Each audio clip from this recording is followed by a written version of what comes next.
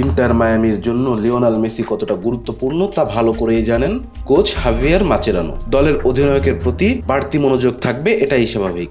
বাড়তি মনোযোগ অবশ্য বড় খেলোয়াড় বলে নয়, দলের প্লেমেকার যেন চোটে না পড়েন সেদিকে নজর রাখছেন মায়ামি কোচ।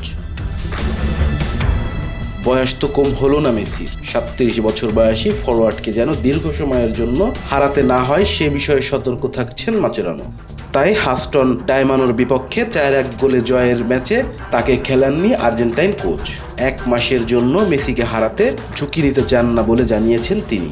ডায়নামোর বিপক্ষে ম্যাচ না খেলায় গুঞ্জন উঠেছিল চোটে পড়েছেন মেসি। সেই গুঞ্জনে জল ঢেলেই মাচেরানো বলেছেন লিওর কোনো চোট ছিল না, অবশ্যই সে একটু ক্লান্ত বোধ করেছে, সঙ্গে বিষয়টা চাপের হয়েছে, এ কারণেই হাস্টনের বিপক্ষে না খেলানোর সিদ্ধান্ত নিয়েছি।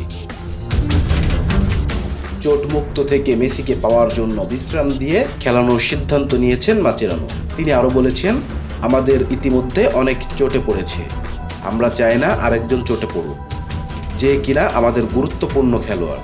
বিশ্রাম না দিলে হয়তো চোটে পড়ার শঙ্কা থাকতো, আমরা চাই না সে 1 ম্যাচের জন্য বাইরে থাক। রেজওয়ান ইসলাম, বি স্পোর্টস।